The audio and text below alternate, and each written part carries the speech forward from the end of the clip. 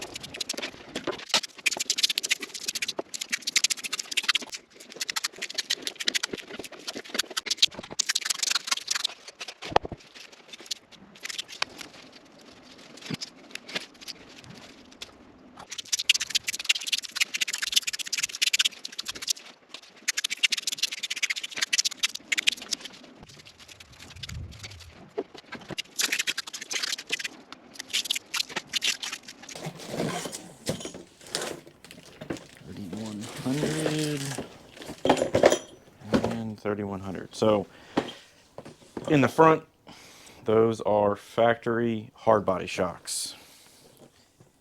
Reading descriptions, and my buddy Sean did a bunch of reading, and it turns out the shocks that he came up with to run in the rear of his truck basically is the same thing as this.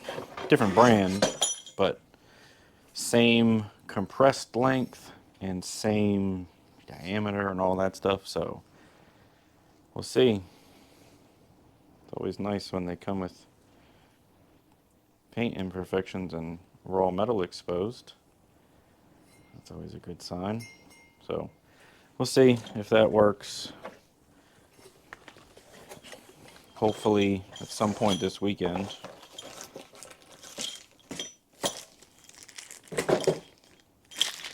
This should be the same thing as I normally run. It's cut in half to where you can wrap around wires that are already bundled up, I guess, or have ends on them. Yeah, so it looks pretty much identical. I don't know if this camera can actually zoom in on that or focus on that, but basically you just open it up, wrap it around the wires, throw some tape on it. Just wanted something to add protection. Again, I don't really care for old school crinkly loom. Something about that noise just, I don't know. I've been using this tape for the last couple years. I would call it BMW or Audi tape. They have actually changed their tape to another style of cloth tape, but this stuff is cloth. Doesn't have that nasty, sticky residue like regular electrical tape does.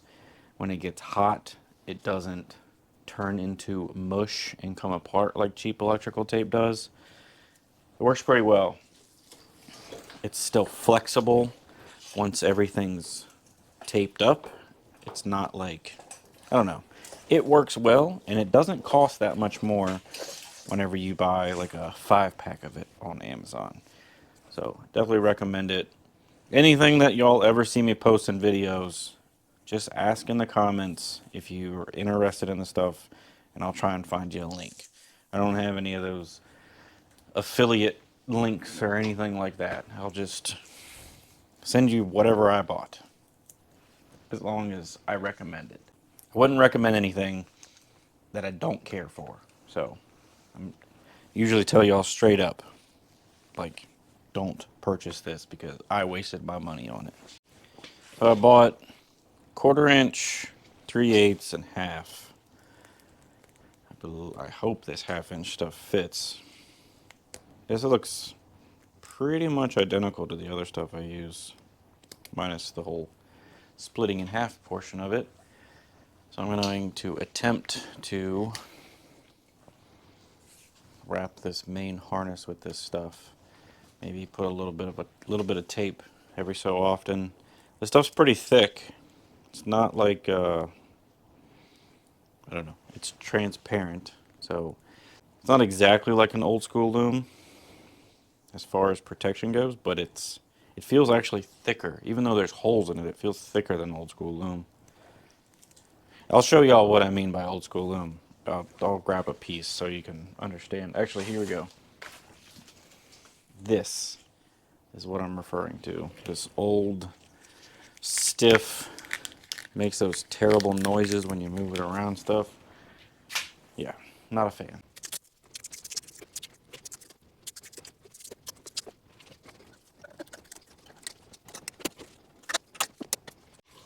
So it is, I believe, where it's going to be permanently. If you saw the video where I build the tubs, I welded these little, they're called zip tie tabs. You can get them off eBay. I welded them every so often. That way I knew that this was going to be here and have a good, secure place to put this. I will put inner fenders in here that will cover this stuff up. So this is where we're at so far.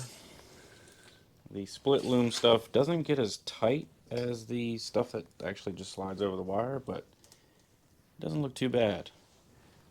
So when I bought this from my buddy Brent, he had done Ranger headlight swap.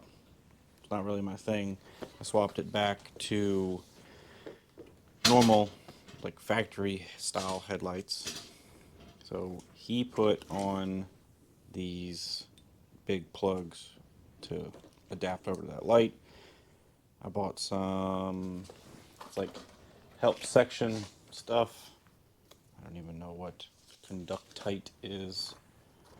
It's Dorman, so yeah. It's like help section type of deal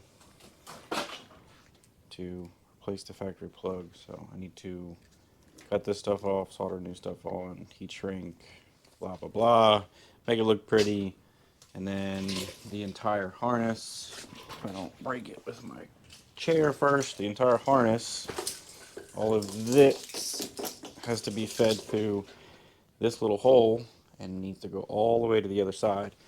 Once it's on the other side, I can extend the engine harness to go around through that inner fender to plug into this side. I know this thing's carbureted and it has like a handful of sensors: coolant, oil pressure. I don't know. There's not very many things in here. Mixed in all this stuff is starter stuff and the alternator and all that. That's on that side of the harness, but it plugs into a really tiny fuse panel on this side of the harness, so they all have to get connected to each other.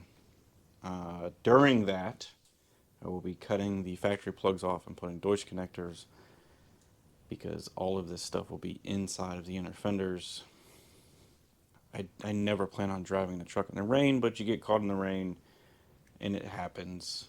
So I won't be hesitant to drive in the rain, and everything will be watertight and I don't have to worry about it. So I need to mount this little grounding lug thing somewhere in here, solder this guy on, run everything over there, and continue chipping away at it. So if you hear some banging around, it is the exhaust fan that I put on the door of the garage, because that noise. There is a pretty wild storm going on out there apparently. I got some new heat shrink to try. It has a glue in it. I'll tell you, Amazon, the prices on Amazon is just ridiculous. Buying heat shrink with glue in it 10 years ago, or this loom or this tape or any of this crap, I'd have a fortune in this truck. This whole 65-foot roll is like $14 or something. I don't know. It doesn't make any sense. How, I guess China, so pretty much that's what I'm getting at. China.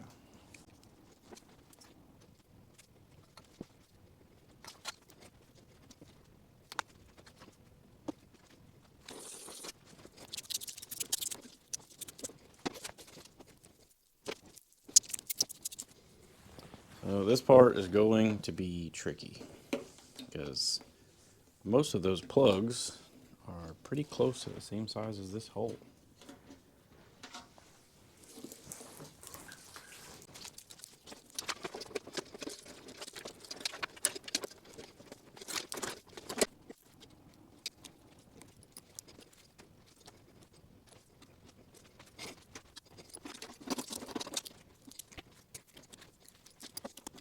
All right, back out here. It's Saturday. It's already like 6 o'clock.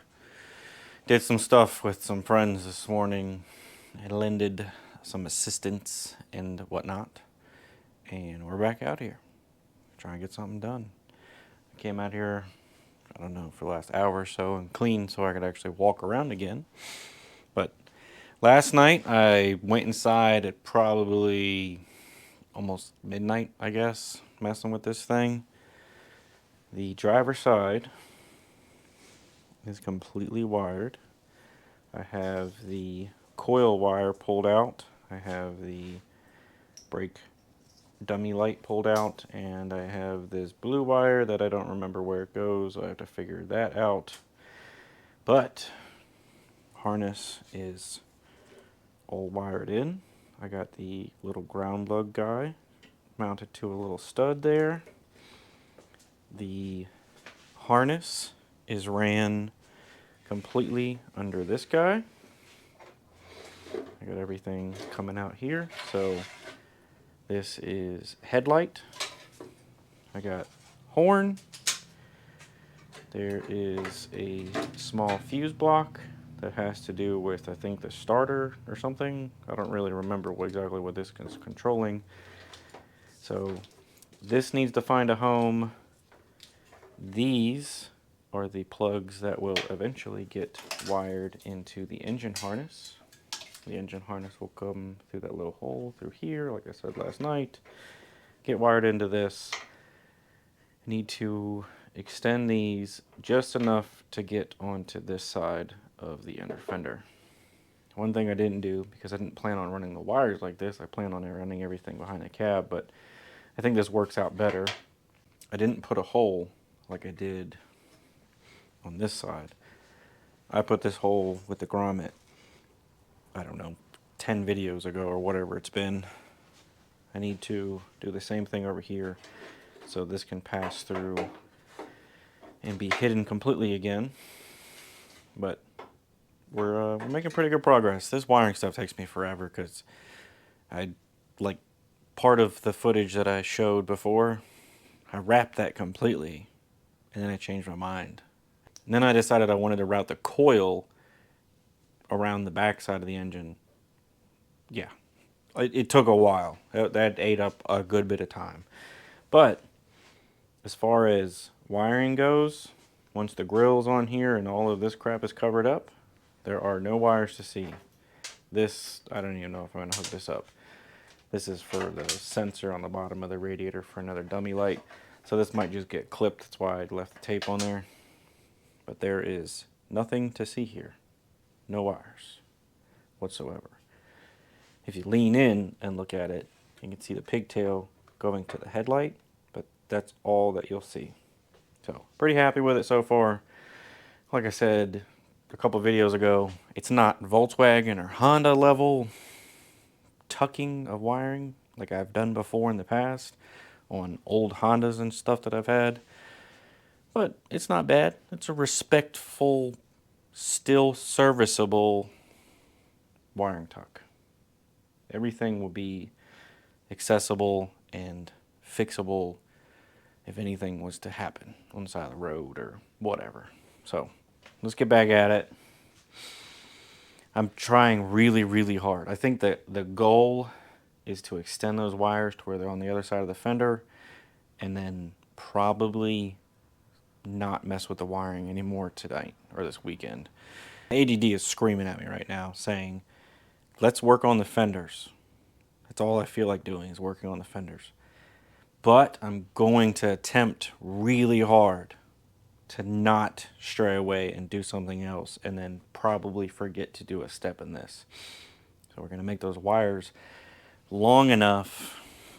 I'll probably extend all of this long enough to reach into here. That way I don't have to extend that part in the cab. So I need to get a couple spools of wire down, bring them over here, and start doing my thing. Like I said, before we get distracted and go off and start coloring or something.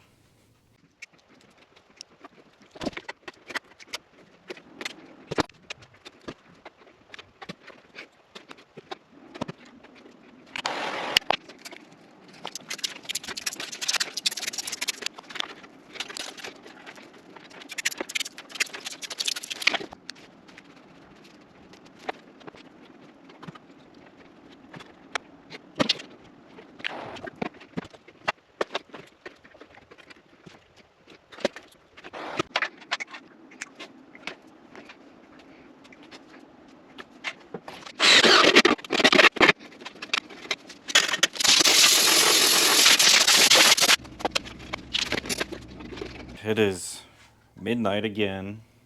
I've been out here for like 5 or 6 hours, and I don't feel like I got anything done. I mean, there's work that has been done. There's things that I've had to figure out. Thank you, Sean, for using your truck constantly as a reference point because I apparently didn't take good enough pictures. And all these little blue chunks of tape, everything that I did, I taped and I wrote a note on it so I had to remember, like that one says horn. But for whatever reason, I lost a whole lot of tape. So now, got this fuse block that used to be in this area out here. Tomorrow, I'm going to make a little plate that comes off of here. I'm going to mount this inside.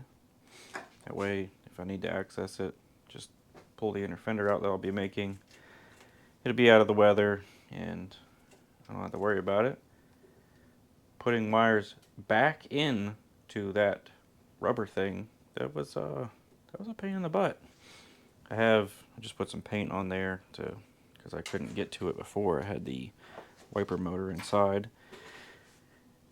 Plan is I'm actually going to run the wiper harness through this random drain hole back up through the backside of the wiper motor. But as of right now, everything is wired in the front end and you can't see any of it. The only things that you can see if you lean way over is the harness for the headlights. Other than that, she's wired.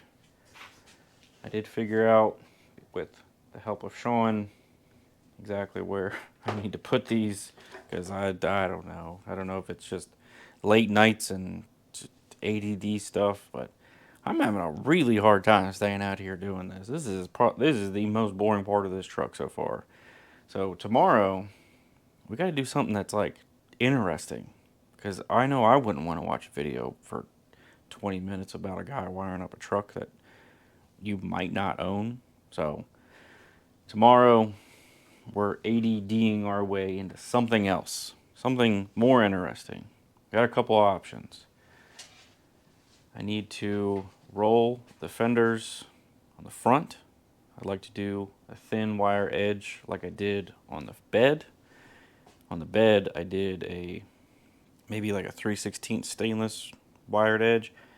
I didn't want to do a real heavy gauge wire edge like you do on an older car, because with this, it's down, lowered, body dropped all the time, and turning into one of those big wired edges would be equivalent as not rolling it. It would just rip it apart.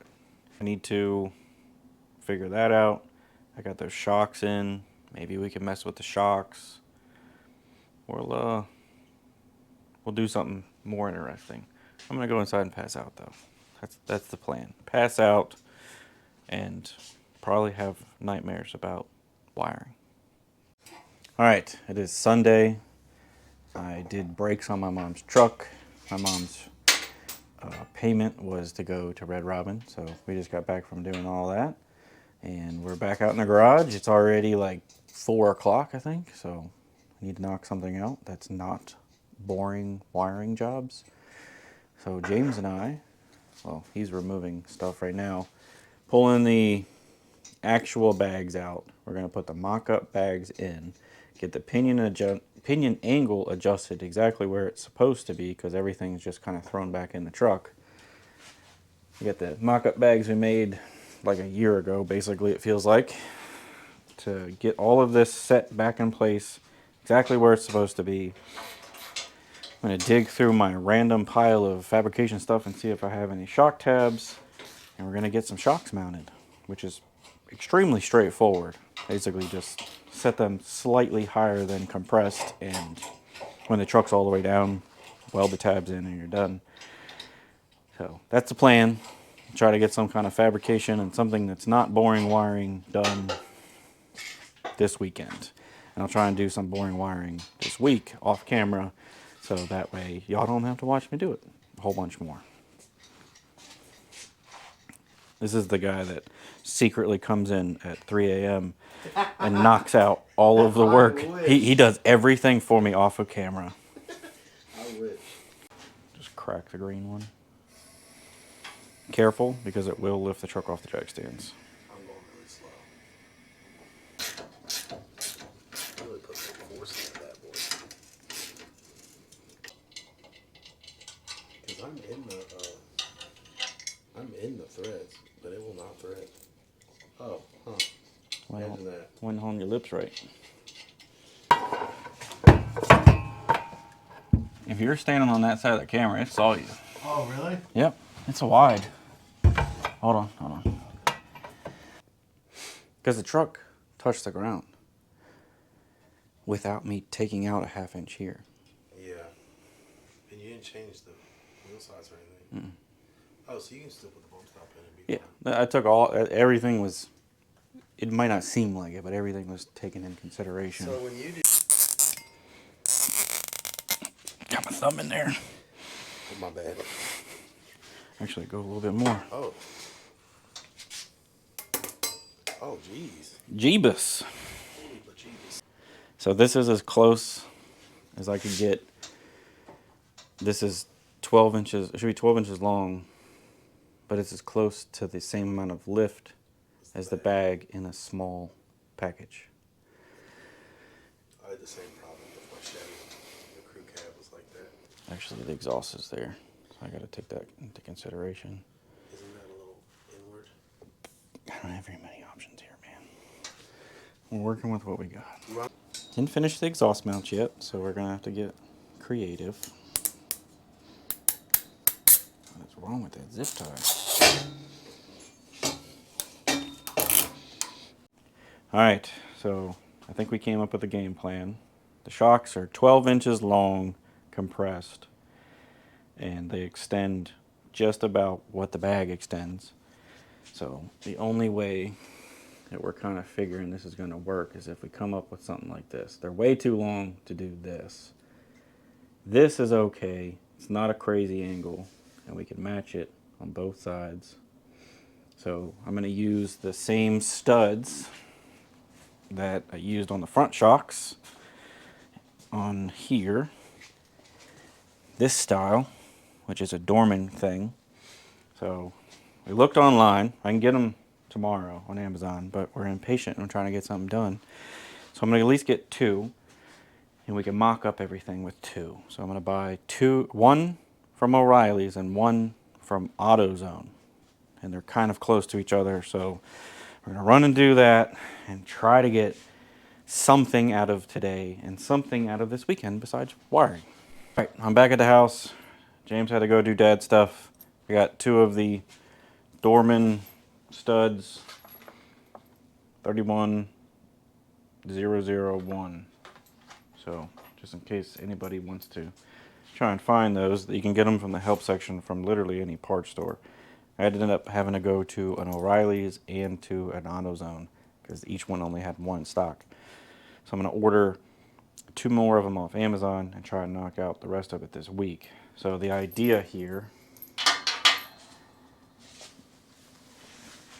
try and keep the shock angle down a little bit, but to get the shock technically mounted as far towards the outside of the rear as I can. I've gone over all of my options pretty much here.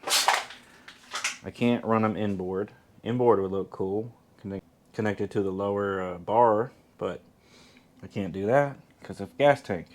Can't go inside because of the wheel. I can't go in here because I don't have enough clearance for in here, unless I went into a really strange angle, which would probably bind. So with the bag location where it's at, the exhaust where it's at, pretty much I am limited to, I need to make this area work. So what I'm thinking here, taking the studs that I just purchased, making a mount come off the top here, and come off the bottom here. I'm just going to go straight out. I don't want to mount them this way because they'll bind and they can't move that way, but this way they can do whatever they need to do. So I need to make a mount that comes up, mount that comes down.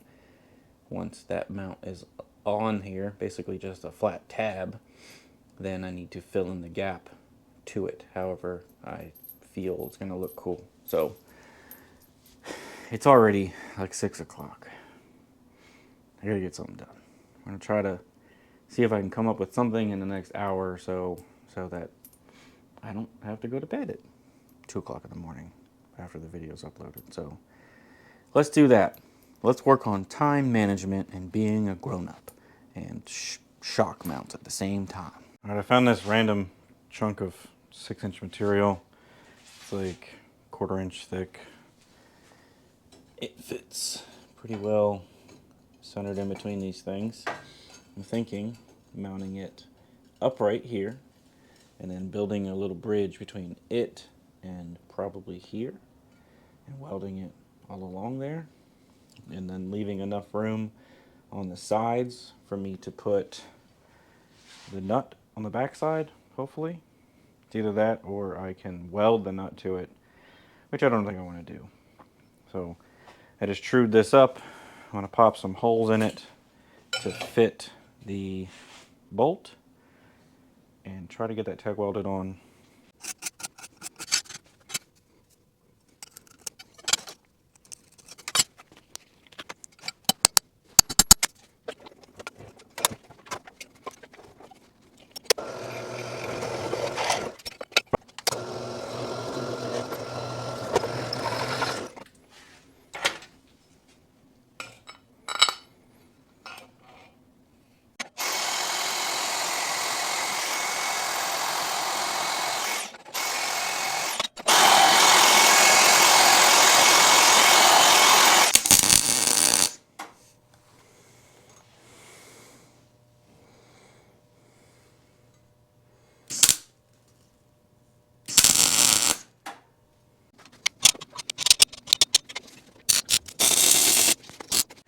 Alright, so I came up with this, which I'll go back and refine this with a grinder and clean it up some. I got my shock to where I could actually, I zip tied it to where I could actually get some bolts through there, the actual studs that we're going to be using. So I'm making this as simple as possible, and I know that there's no binding involved because I'm not welding it in a weird position. This is a generic tab I bought off eBay. Some guys sell like 10 packs of them for 20 bucks. I can't buy the materials to make these for the price that they cost. So I buy a bunch of them and just cut them up and make them into whatever I want. So it dangles there. I got plenty of room.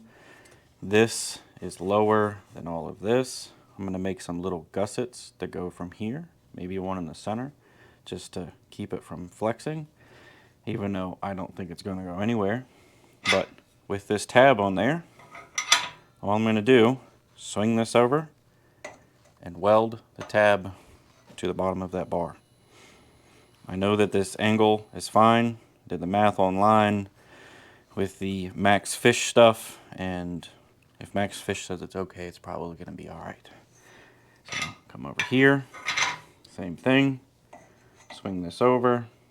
I got plenty of clearance between my exhaust. I will be making, either I'm going to just wrap this with header wrap, which would be perfectly fine because it's stainless steel, it's not going to rust. Or I was thinking about building an aluminum shield to go around the bag, kind of like what you would get on a helper bag setup or something like that. So swing this over here, weld that into place, and that's my shocks. I don't have, like I said, I don't have two more bolts or two more studs. So I'm gonna basically swing this over here, measure that, well, I'll do that side, swing it over, measure it out, tack it on there, take the shock off with another one of these tabs. Same thing over here. That way when these come in this week, the shocks can be fully mounted. So the tab will be welded flat on this bar, and what I'll do is build a little, basically a little brace to go there to stop it from flexing back and forth. Most factory shocks are mounted with a single stud, unless it's in the front or something, so there is tension behind them. It's not a crazy amount, so a little bit of bracing from here to here, basically another tab. It'll be perfectly fine. Same thing up here. So I'm going to get this on here, weld it in place where it's relaxed. This is full compression. The rear end will never be this low. I'm putting bump stops in here to where the truck can't lay out at this point, so any bit of the suspension travel, the shock will be extended a little bit even at laid out, so I'm not worried about the shock getting ruined. because everything will be correct. So I'm gonna tack this, measure it out, swing it over, tack it, and I think we're gonna call it quits for tonight because I need to go inside because I gotta go to work in the morning.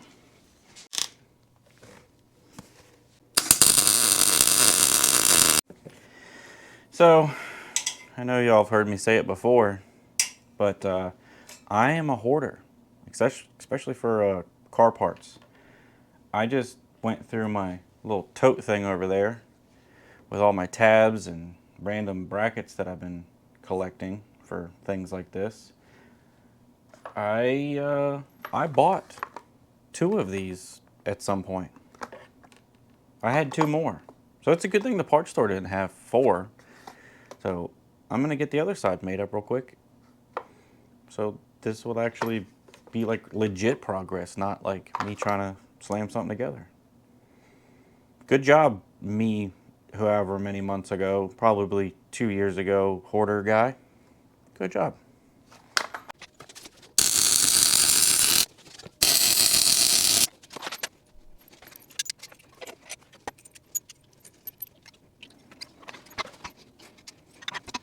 All right. Don't feel terrible about not making progress this weekend because I've been procrastinating on those shocks for months. I don't know why. Just maybe it's lowriders in general. I never run shocks on any of them. I've never put shocks on a lowrider, and I've never personally owned a bag truck. I've built them for friends, plenty of them. We've done many builds over the years, but I never really worried about the shocks. I kind of just did most of the fab stuff and just said, figure the shocks out. So, with that being said, we actually got some shocks mounted. And everything that I've read and Max Fish's stuff and everything that I've seen online, the angle's okay and I think it'll ride perfectly fine. Seems like a lot of C10 guys mount them exactly like this. And with my tight tolerances of everything that's in this truck, I don't really have very many options. So there we go. All mounted up. There's plenty of room between them and everything else. It calms my OCD with being symmetrical. And before I forget, here is a extended view. Of course, this is just dangling there, but my bags don't get this much lift, so these are perfectly fine for this application.